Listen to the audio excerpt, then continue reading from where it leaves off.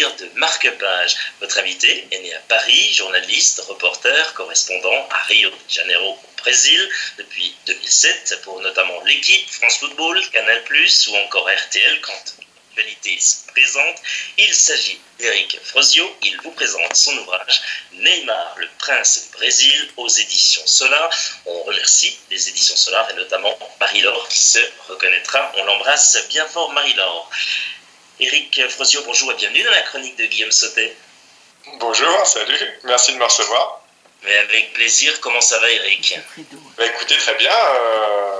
La Coupe du Monde vient à peine de démarrer. Il y a une effervescence énorme au Brésil et tout le monde attend avec impatience l'entrée en lice de la Seleção.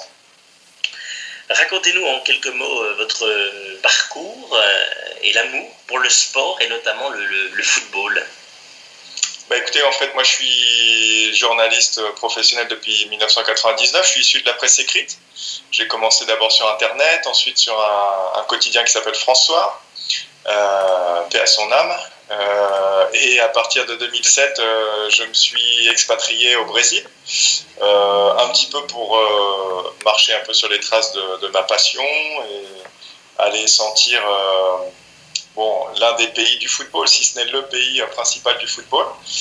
Et ma foi, je m'y suis plu et j'ai pu allier à la fois ma passion, mon goût de l'aventure aussi pour ce pays, pour ce continent même qu'est l'Amérique du Sud, et puis mon travail en tant que journaliste. Je suis devenu, comme vous l'avez dit, correspondant pour plusieurs médias français, notamment axé sur le foot, le sport, et j'ai été gâté puisque en quelques années, la Coupe du Monde, les Jeux Olympiques, la Coupe des Confédérations, il y a eu un maximum d'événements importants.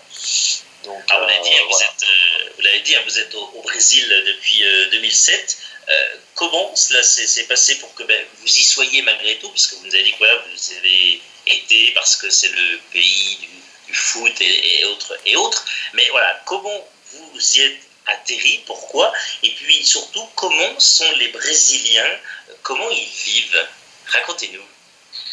Comment j'ai atterri en fait au départ sans ambition particulière. J'imaginais pas évidemment rester aussi longtemps. 10 ans en l'occurrence aujourd'hui, c'était plus un petit défi. J'avais à l'époque un peu de temps libre, pas d'emploi fixe en tout cas en France, j'étais freelance. Donc j'ai tenté un peu l'aventure et puis au fil des semaines et des mois, je me suis adapté, j'ai appris la langue, je me suis constitué aussi un petit réseau d'amis brésiliens mais aussi français. Pas mal d'expatriés aussi français au Brésil. Et puis le goût aussi de l'aventure, du sport m'ont incité en tout cas à rester et je m'y suis senti hyper bien. Et après, comment sont les Brésiliens ? Écoutez, il faut y aller pour le voir parce qu'effectivement c'est une culture différente, c'est une façon de vivre différente mais qui est exaltante parce qu'ils font les choses malgré les difficultés tenaces, économiques, sociales, ils ont quand même, même si c'est un cliché, mais ils ont quand même le sourire, ils ont quand même la joie de vivre, ils ont une façon d'appréhender les choses beaucoup plus positive que chez nous, en Europe, donc ça a un côté rafraîchissant. Et j'ai été franchement très bien accueilli en tant que Français, en tant qu'expatrié. Les Brésiliens ont été hyper chaleureux. Et ils sont très curieux aussi de savoir comment nous, on vit, comment un Français, un Parisien, pourquoi il vient à Rio, ça les étonne un peu. Ils se disent que c'est plutôt le chemin inverse qui semblerait logique. Mais je leur dis aussi qu'ils ont des qualités et des choses incroyables à valoriser chez eux. On parle souvent ici en Europe du talent en football chez les Brésiliens, vous en avez notamment parlé. Est-ce vraiment le cas, vous qui vivez là-bas et qui côtoyez tous ces jeunes footballeurs brésiliens et pourquoi pas des futurs Neymar? Oui, ils ont du talent parce qu'ils commencent très tôt en fait. Les enfants de 2-3 ans, ils ont souvent un ballon dans les pieds, que ce soit au parc, sur la plage, dans la rue. C'est un accessoire je ne vais pas dire indispensable, mais très présent quand on grandit, quand on est un jeune Brésilien. On a toujours un petit ballon auprès de soi parce que ses parents, parce que les parents vous l'octroient, parce que c'est facile, parce que c'est pas très cher. On peut même constituer un ballon avec une paire de chaussettes ou papier journal. C'est comme ça que la plupart des anciens ont commencé. Et puis c'est la passion nationale. Donc les parents, les papas, pour la plupart du temps, ils ont envie de voir ce que leur petit sait faire avec un ballon dans les pieds. Donc c'est comme ça que la plupart des passions commencent. C'était le cas aussi pour Neymar. À 2 ans, il avait déjà une dizaine de ballons dans son salon, et à 5 ans encore plus. Et ça devient un objet aussi indispensable qu'une tétine, si vous voulez. Donc forcément, quand on pratique aussi tôt, aussi jeune, quand les parents vous incitent aussi à jouer, le talent, il y a le talent inné, c'est sûr, mais effectivement, quand on pratique, on a plus de facilité à savoir manier un ballon, c'est une évidence. Éric Frosio, que pensez-vous du métier de journalisme sportif à l'heure actuelle? Oui, vous en pensez quoi de ce métier? J'ai l'impression qu'il est en train d'évoluer parce qu'on voit de plus en plus de situations. On l'a vu il y a quelques heures où Antoine Griezmann annonce son maintien au club de l'Atlético Madrid. Il l'annonce finalement sans passer par la presse, sans passer par les journalistes classiques. Il est passé par une boîte de production, il a édité un film et il a vendu son film. Donc j'ai l'impression que le métier de journaliste sportif peut être amené à évoluer pas mal à ce niveau-là. Mais sinon, je pense qu'on a encore quelques médias, notamment en France, qui travaillent de façon plus classique.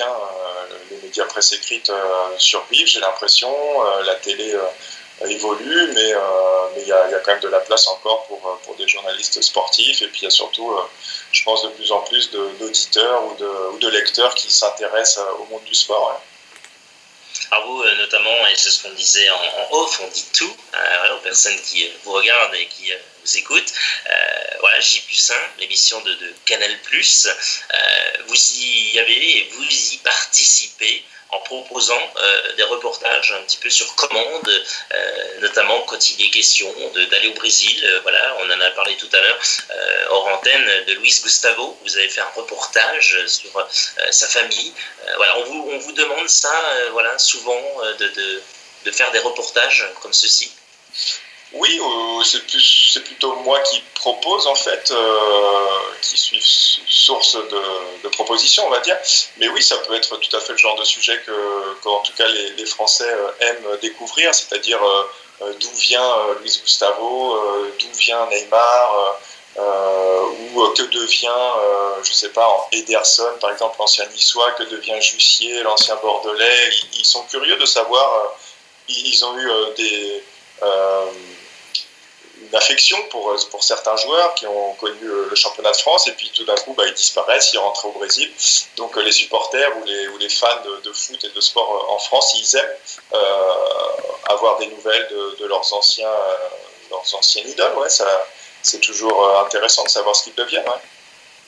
Quand Éric Frosio se pose, oui, quand c'est possible, et qu'il ne travaille pas, qu'aime-t-il faire? Quelles sont ses passions et qu'est-ce que vous aimez faire, Éric? Écoutez, au Brésil, il y a quand même pas mal de possibilités parce que notre Rio de Janeiro est une ville assez extraordinaire puisqu'elle est située dans une baie avec une nature assez invraisemblable. Donc il y a toutes ces possibilités entre la plage, la lagune, la forêt, beaucoup de sports d'évasion, de découverte. Donc c'est relativement facile en tout cas pour quand on habite au Brésil et de façon presque gratuite, j'allais dire, de s'évader à la plage, dans la forêt de Tijuca, aller explorer la végétation luxuriante. Donc tout ça, c'est des activités que j'aime bien faire. Aujourd'hui, en tant que papa d'un petit garçon de 2 ans, je lui fais découvrir maintenant la plage, la lagune et toutes les beautés de Rio. Ouais. Si l'on vient chez vous, au Brésil, dans votre bibliothèque, on est face à elle, qu'est-ce que l'on peut y retrouver, notamment à l'intérieur de celle-ci? Écoutez, il y a un peu de tout. Il y a des auteurs brésiliens, français, ma compagne est italienne, donc il y a pas mal d'ouvrages aussi italiens. Donc j'ai envie de dire que c'est assez mélangé. Il y en a pour tous les goûts et puis pour toutes les langues surtout. Notre petit garçon qui a 2 ans, il va commencer à découvrir, il est en train de découvrir ces 3 langues, ce mélange des 3 entre le brésilien, le français et l'italien. Et voilà ce que vous pourriez découvrir, des ouvrages dans les 3 langues. La Coupe du Monde en Russie, on l'a dit, a démarré. Quelles sont, selon vous, les équipes favorites et les équipes dites surprises, Eric? Bon, alors le favori, il est incontournable à mes yeux, c'est le Brésil évidemment, même si ça peut surprendre puisque il y a 4 ans, ça s'était quand même très mal terminé sur un crash historique, 7-1 contre l'Allemagne. Les Brésiliens ont encore en travers de la gorge, mais assez rapidement finalement avec un nouveau coach, avec une nouvelle génération aussi, eh bien le Brésil s'est reconstruit et a vraiment les moyens d'aller au bout. Si c'est pas pour la victoire finale, c'est au moins dans le dernier carré, c'est une certitude. En finale, je le crois. Je pense que parmi les équipes surprises, je pense que la Belgique peut en faire partie, même si ce serait plus vraiment une surprise, puisque ça fait un moment qu'on les attend. En 2014, on les espérait, en 2016 encore plus. Mais aujourd'hui, je me dis qu'ils sont peut-être un peu plus près. Ils ont acquis aussi de l'expérience de ces 2 compétitions un peu ratées à l'époque. Et après, on verra peut-être des équipes comme le Pérou, on ne sait pas, l'Uruguay qui est toujours présente finalement, même si elle est un peu vieillissante cette année. Enfin, c'est toujours exaltant de rentrer dans une compétition et de se dire justement que des petits pays ou des pays avec moins d'historique puissent se hisser en demi-finale ou des choses comme ça. On a envie de savoir, c'est sûr. Un petit mot sur l'équipe de France de Didier Deschamps. Vous la sentez comment, cette équipe, pour ce mondial? Et puis, jusqu'où elle peut aller, cette équipe de France? C'est une équipe jeune, ambitieuse. C'est la plus jeune de ces 60 dernières années, je crois, à commencer la compétition. Mais je crois qu'à l'image d'un Kylian Mbappé, finalement, même à 19-20 ans, on a l'impression qu'ils ont peur de rien. Cette nouvelle génération de jeunes Français, ils ont peur de rien, ils sont sûrs d'eux, ils vont vite, ils sont talentueux, donc ça peut les emmener très haut, franchement. C'est le tout commandé par Didier Deschamps, champion du monde 98, avec une énorme expérience en tant qu'entraîneur. Ça peut, ils peuvent non pas créer la surprise, mais ils peuvent atteindre leurs objectifs, qui est d'atteindre les demi-finales.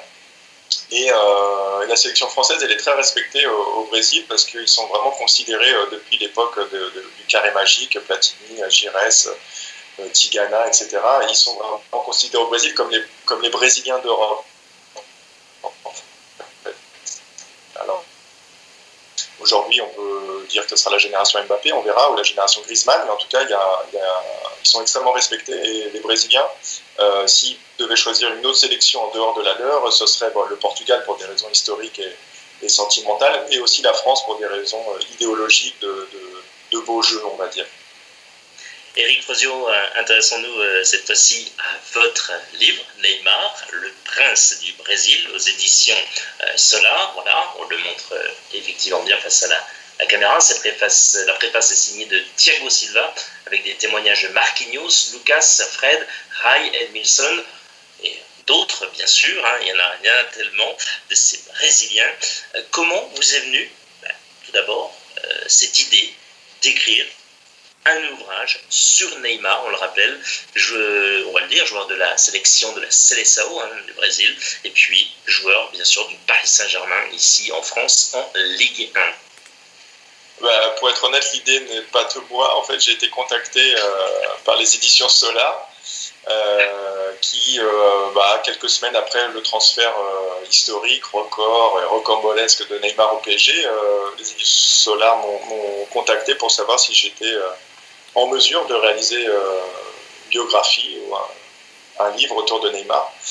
Et ayant suivi évidemment l'éclosion de Neymar depuis Rio, même si lui, il a fait toute sa carrière à Santos, mais j'avais l'occasion de le rencontrer, de faire des sujets, des reportages autour de sa trajectoire. Donc quand on m'a posé la question, j'ai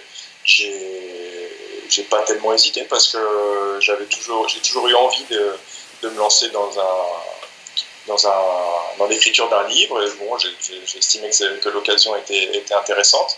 Le sujet est passionnant finalement, même si on peut se dire bon, c'est un footballeur, encore un de plus, mais non, parce que Neymar c'est devenu peut-être l'un des joueurs les plus importants aujourd'hui dans un univers incroyablement en croissance. Donc savoir comment ce petit gamin venu de Praia Grande, d'une famille évidemment modeste, comme la plupart des Brésiliens, une famille modeste qui n'avait pas beaucoup d'opportunités devant lui, comment il a réussi à saisir le peu de chance qu'il avait finalement, en devenant l'un des joueurs les plus riches du monde et en incarnant le transfert le plus cher de l'histoire du football. Comment il en est arrivé là, et c'était assez passionnant de remonter son itinéraire, d'aller à la rencontre de ses proches, de ses premiers éducateurs, premiers entraîneurs, de ses amis d'enfance, et savoir qu'est-ce qui a fait la différence, pourquoi lui et pas les autres. Et j'ai essayé d'apporter quelques pistes de réponse. En tous les cas, vous l'avez bien fait, je me suis régalé, donc on le conseille vraiment aux amoureux du football, mais pas que, ils peuvent apprendre beaucoup de choses sur Neymar, ce prodige, ce superbe joueur, quoi qu'on en dise. Racontez-nous comment vous y êtes pris pour construire cet ouvrage. Vous en avez déjà un petit peu parlé, puisque vous avez dit que vous avez rencontré la famille, rencontrer des amis, rencontrer des éducateurs. Voilà, en termes de thèmes, on voit que c'est l'ouvrage, c'est par thème, c'est par chapitre. Comment la construction d'un tel ouvrage comme celui-ci est arrivée? Bon, la construction elle est assez basique, en fait, c'est assez chronologique en définitive. Je me suis d'abord concentré sur le père de Neymar, parce que c'est un personnage très important, c'est devenu son manager, son impresario. Il est assez discuté aussi aujourd'hui.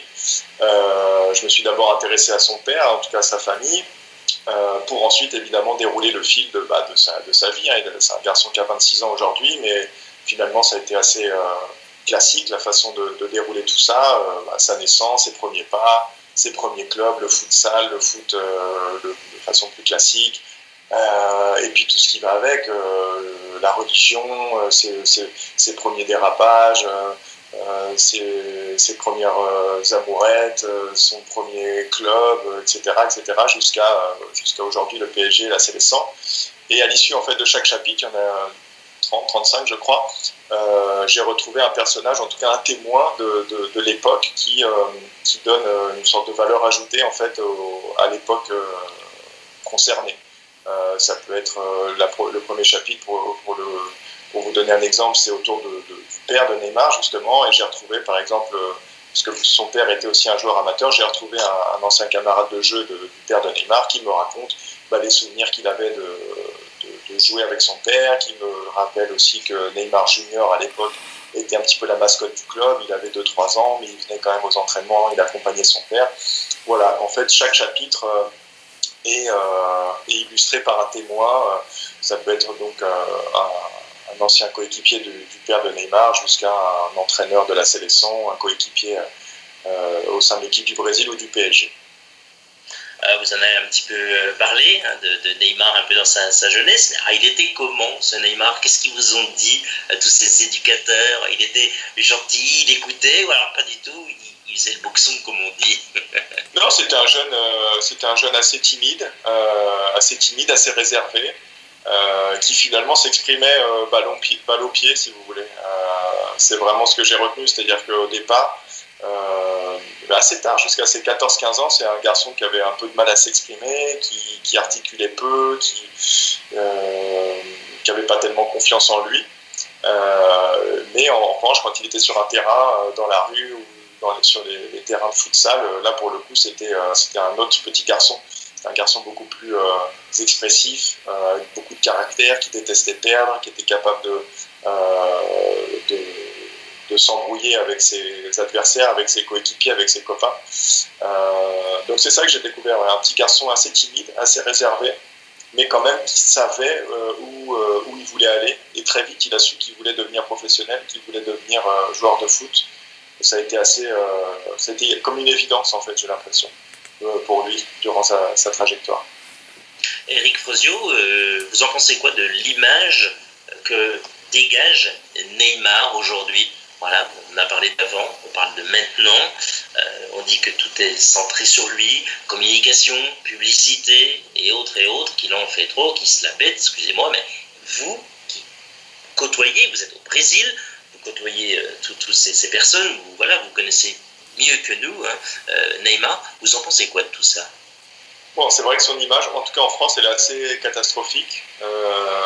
Il s'est assez mal pris. Enfin, les premières semaines, premiers mois avec le PSG ne sont pas très bien passés. Je pense qu'il a commis pas mal d'erreurs. Mais il se trouve que ce qu'on lui reproche en France est en train d'arriver aussi au Brésil. C'est assez récent, ce phénomène, mais on commence à lui reprocher beaucoup et de plus en plus ses attitudes assez individualistes, sa façon de penser qu'à lui. Et effectivement d'être un peu égocentrique, ça on le savait un petit peu, mais d'être beaucoup moins dans le partage de ce qu'il pouvait être à une époque. Lors de ses premières années à Santos, il avait ce côté-là, mais bon, évidemment, il était jeune, il avait 19-20 ans, et on lui pardonnait très facilement ce genre de petits dérapages, parce que c'était les erreurs de jeunesse qui étaient tout à fait logiques. Aujourd'hui, c'est le leader, c'est le numéro 10 de la Séleção. Tout le monde compte sur lui pour gagner la Coupe du Monde. C'est le joueur le plus cher de l'histoire du foot. Donc, quelque part, on lui pardonne beaucoup moins ce genre d'attitude égocentrique et individualiste. Et en fait, les Brésiliens, il y a une partie de la population qui trouve que c'est bien, qu'il a raison, qu'il aurait tort de se priver, mais d'autres, on va dire qu'ils réfléchissent un peu plus, qui trouvent que c'est quand même un mauvais exemple pour la jeune génération, que c'est pas une bonne image qu'il transmet et qu'il incarne aussi, parce qu'il représente à lui tout seul, il représente un pays tout entier quasiment, j'ai envie de dire. Donc il y en a certains qui estiment que c'est regrettable, qu'il donne cette image de garçon un peu hautain, effectivement métido comme ils disent ici, quelqu'un qui se la pète exactement. Donc, mais on a envie de croire aussi que même si ça prend un peu de temps, il va devenir en tout cas de plus en plus mature, qu'avec l'aide de Tite, le sélectionneur du Brésil, il est en train justement de devenir un peu plus adulte, on va dire. Voilà, c'est ce qu'on souhaite. Et d'autres estiment aussi que ce serait peut-être le temps serait peut-être venu aussi pour lui de couper le cordon avec son père, que son père aurait une très mauvaise influence sur lui, sur ses décisions, et qu'ils aimeraient voir Neymar voler de ses propres ailes, ce qui n'est pas encore le cas aujourd'hui. Il est quand même très lié à son père, à son entourage, donc peut-être qu'à 26 ans, c'est peut-être le temps est peut-être venu pour lui de s'émanciper un peu. Quels sont vos projets pour la suite, Eric? Bon, écoutez, mes projets, on va continuer à habiter au Brésil, même si la situation est de plus en plus difficile. Beaucoup de copains expatriés rentrent en Europe. Les temps sont durs ici. Il y a de moins en moins de boulot. La violence est de plus en plus présente. Donc, il y a des questions qui se posent forcément.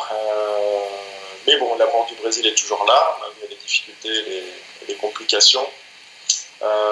Donc, on va dire qu'on vit au jour le jour. Même si, justement, comme je le disais, éduquer un petit garçon, un bébé, dans des conditions un peu de stress, c'est pas forcément l'idéal, mais pour l'instant, écoutez, on va suivre, on va continuer l'aventure brésilienne. Allez, on va se relaxer un petit peu, on va passer à toute autre chose. On va, si vous le voulez bien, passer à la Minute Cool. Citer 3 mots qui représentent le mieux le Brésil selon vous, puisque vous êtes un amoureux inconditionnel du Brésil, vous nous l'avez vendu quand même malgré tout, malgré les temps difficiles, vous l'avez dit, et ces violences, mais le Brésil a quand même un charme exceptionnel. Donnez-nous envie, citez 3 mots pour définir ce Brésil. 3 mots, écoutez, je dirais décontraction, samba, c'est inséparable, on va dire, de la culture brésilienne, et football, puisqu'on en parlait. Plutôt Rivaldo ou Ronaldo, qui, on le rappelle, sont 2 joueurs brésiliens. Bon, alors Rivaldo, écoutez, c'est curieux, mais c'est un des rares joueurs qui m'a échappé. Impossible de lui mettre la main dessus, mais même au Brésil, il est très discret. pourtant gagné la Coupe du Monde 2002, mais il est pas très disponible pour les médias, même pour des opérations autres que médiatiques. Donc Rivaldo, j'ai jamais eu l'occasion de le croiser ou de l'interviewer. Ronaldo, en revanche, je l'ai vu plusieurs fois.